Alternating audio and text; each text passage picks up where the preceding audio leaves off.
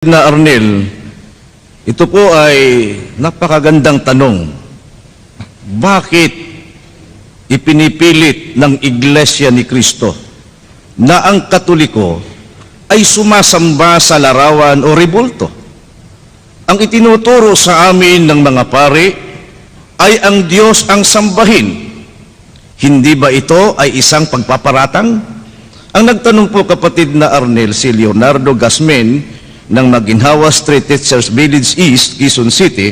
At itong katanungan ito ay meron ding nagtanong sa SM North, kapatid na Arnel. SM North? Oo. Sige nga. Itatanong ko lang sa Iglesia ng Cristo kung bakit wala kayong mga santo at wala kayong prosesyon. Kasi nung January 9 ay mayroon kaming prosesyon dito sa Quiapo. Ang una pong tanong, ipinipilit daw po namin na ang kinagis ng relihiyon o Iglesia Katolika sumasamba sa larawan o rebulto. Wala daw pong ganon na itinuturo ang mga pare. Kaya kami daw po nagpaparatang. At pagkatapos yung napanood naman po natin, nagtanong nasa SM North pa siya. Ba't wala daw tayong prosesyon ng santo? Dahil daw noong Enero 9, may prosesyon po na ginawa sa Quiapo, yung kanilang puon na tinawag nilang Black Nazarene, na itim na Nazareno. Pagka black, itim talaga yan, kapatid na Arnel. Mga mahal po naming mga panauhin, mga kaibigan at mga kababayan, hindi po ginawa at hindi po gagawin ng Iglesia ni Cristo ang magbintang o magparatang. Kung sinasabi man po namin na ang kinagis ng relihiyon, ang Iglesia Katolika Romana, sumasamba sa larawan, alam po ba ninyong inuulit lang namin yung talagang sinabi po ng Iglesia Katolika sa pamamagitan ng kanilang mga pare? Sila po mismo, ang mga pare mismo, ang nagtuturo at nagsasabi na ang Iglesia Katolika sumasamba po sa larawan. Ano po katunayan? Babasahin ko po ang isang aklat Katoliko. Siya ang inyong pakinggan, ang aral na Katoliko. Ito po ay isinulat ng paring si Enrique Demond. Inilathala ng Catholic Trade School, may imprimu potest at nihil obstat ni Jose Jovellanos, imprimatur ni Jose Bustamante. Babasahin ko po ito dito sa pahina 12. Ito po ang sabi ng pare, hindi po kami.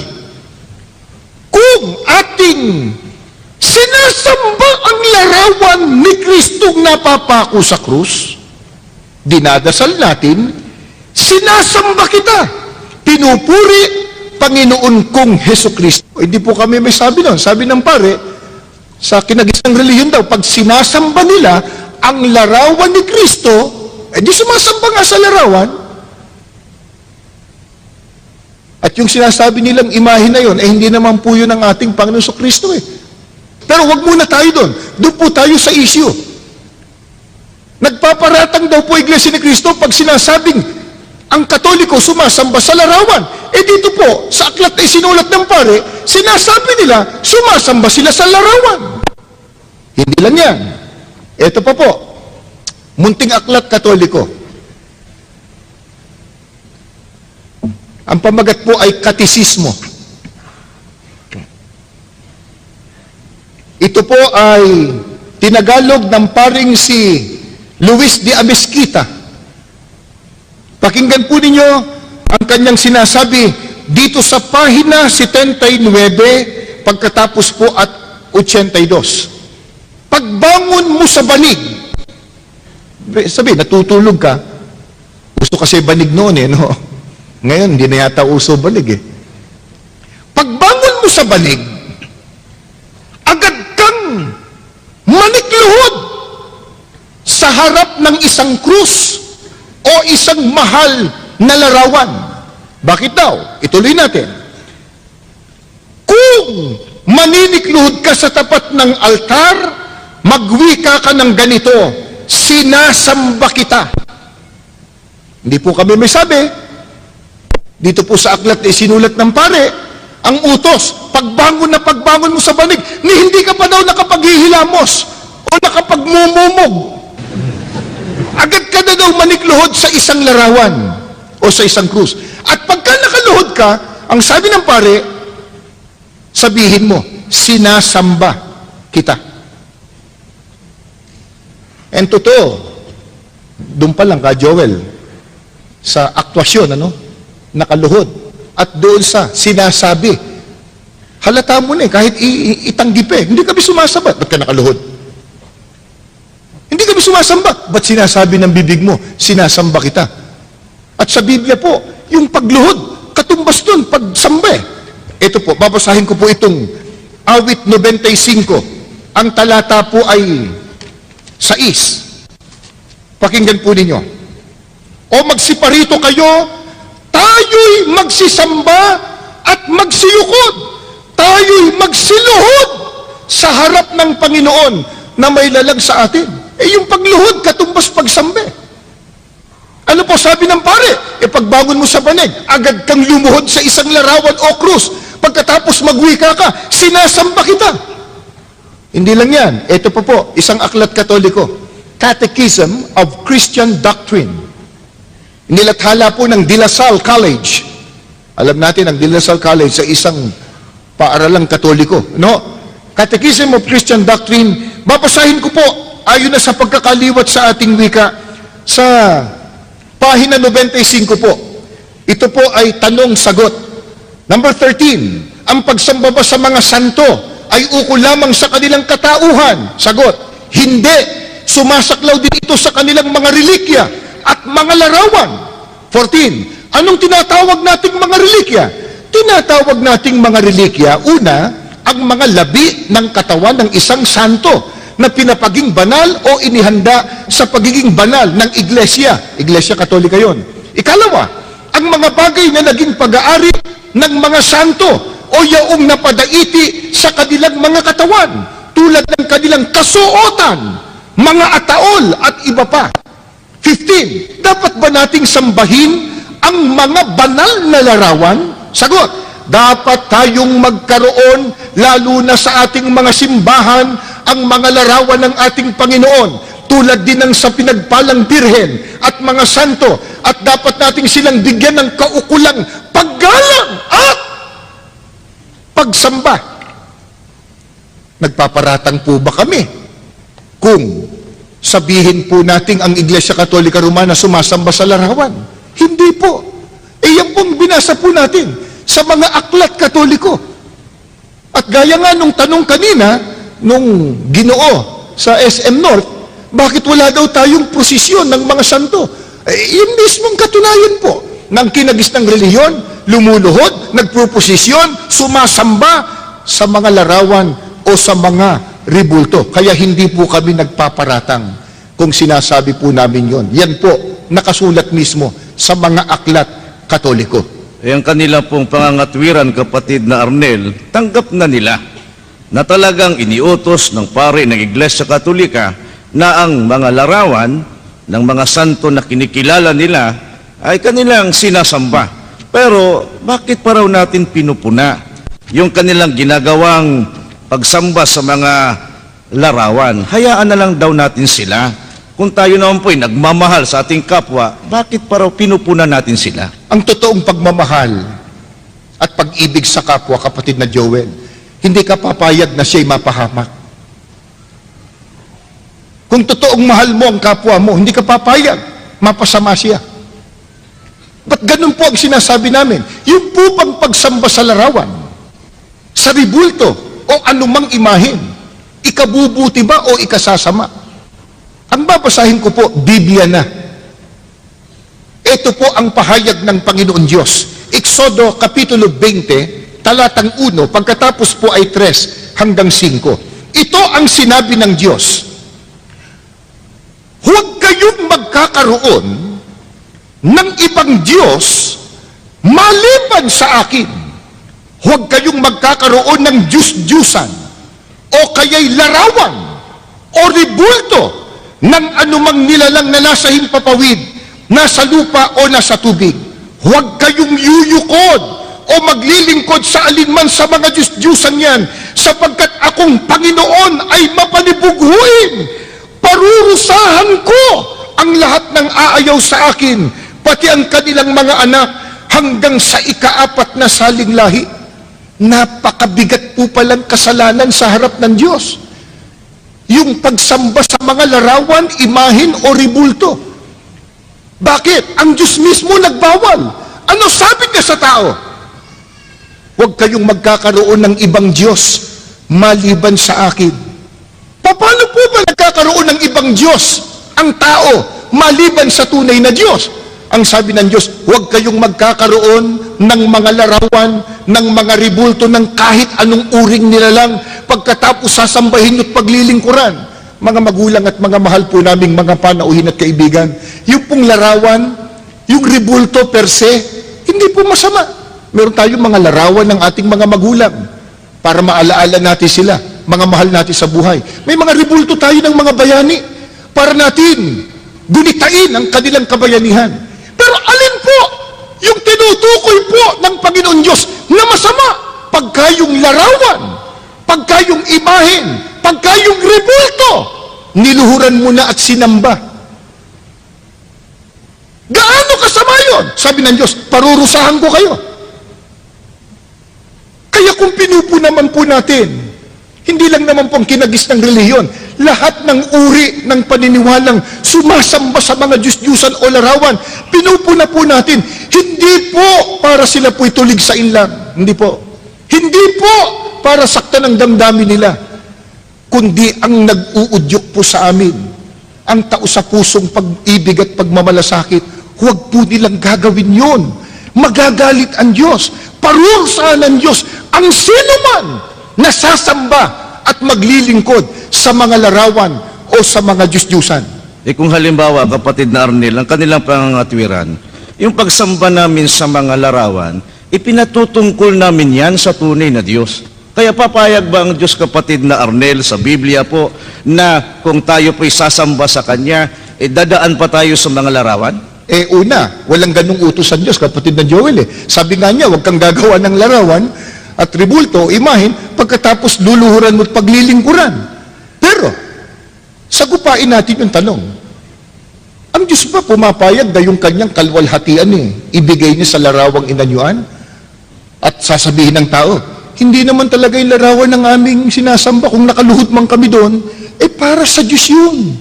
Ito sabi ng Diyos, ang babasahin ko po, Biblia, Isaias 42, ang talata po ay 8. Pakinggan po ninyo. Ako ang Panginoon, na siyang aking pangalan at ang aking kalwalhatian ay hindi ko ibibigay sa iba o ang akin mang kapurihan sa mga larawang inanyuan.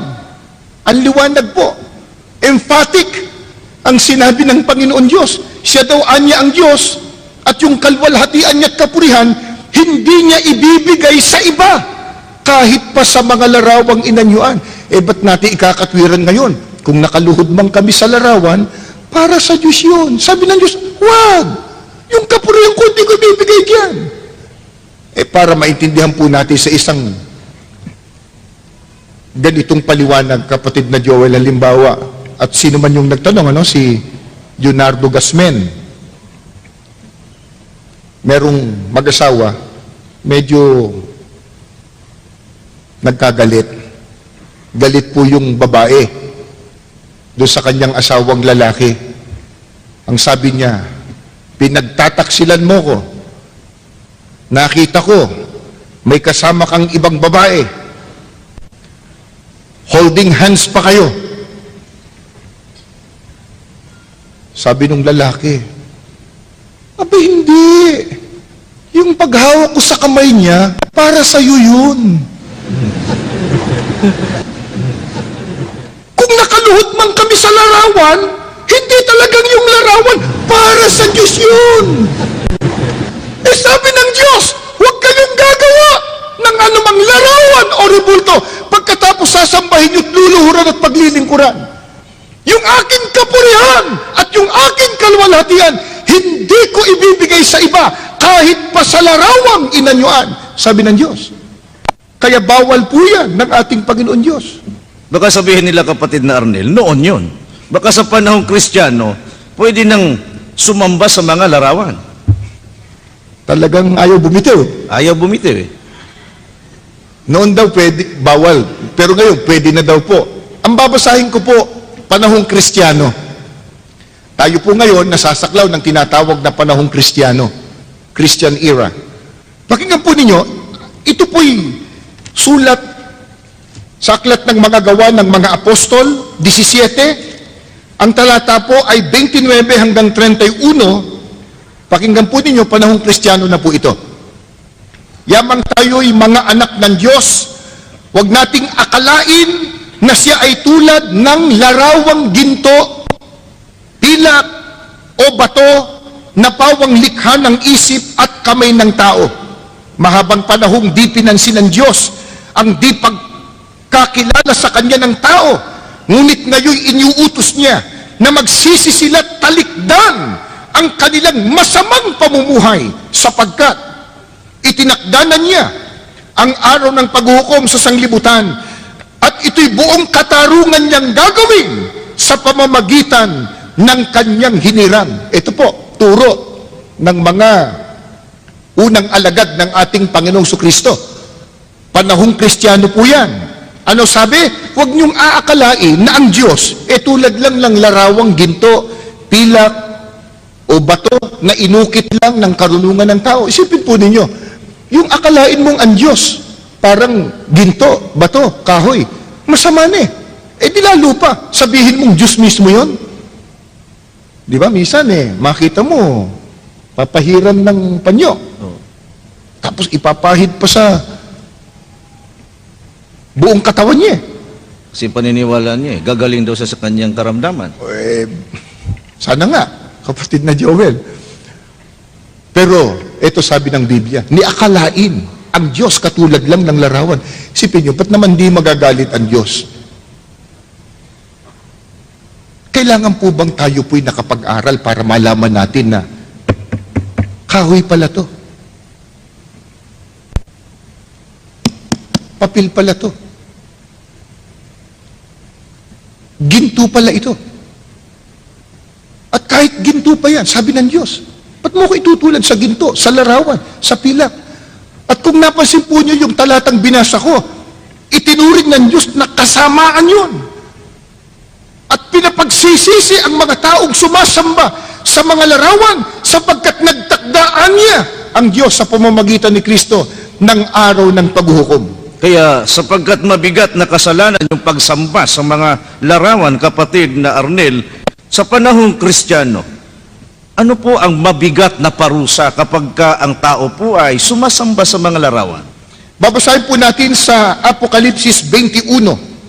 Ang talata po ay 8. Ganito po ang turo sa atin ng banal na aklat. Ngunit sa mga duwag at sa mga hindi mananampalataya at sa mga kasuklam-suklam at sa mga mamamatay tao, sa mga mapakiapid at sa mga manggagaway at sa mga mapagsamba sa Diyos-Diyusan, mga larawan, rebulto, imahin, at sa lahat ng mga sinungaling, ang kanilang bahagi ay sa dagat-dagatang nagniningas sa apoy at asupre na siyang ikalawang kamatayan.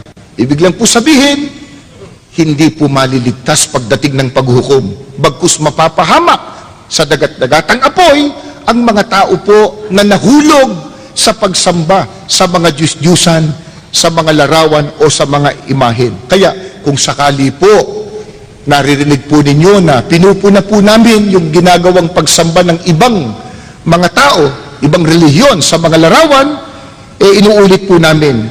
Hindi dahil sa nais po naming manakit ng damdamin o kaya ay sakta ng kanilang kalooban. Hindi po. Nais lang po namin na huwag silang mapahamak. Iwan yung masamang pagsamba sa Diyos-Diyusan. Ang sambahin po natin ang Diyos na makapangyarihan sa lahat. Isipin po ninyo, sa panahon natin ngayon, di ba? Nagsisikap halimbawa ang mga alagad ng batas, ang mga iba't ibang ahensya ng gobyerno, para sugpuin yung mga salot na nangyayari sa ating lipunan. Halimbawa, yung drug addiction. May mga kilusan na ilantad yung mga drug pushers, mga drug lords, dahil yung mga yan sinisira hindi lamang ang kalusugan ng ating mga kababayan, kundi pati na ang kanilang mga kinabukasan.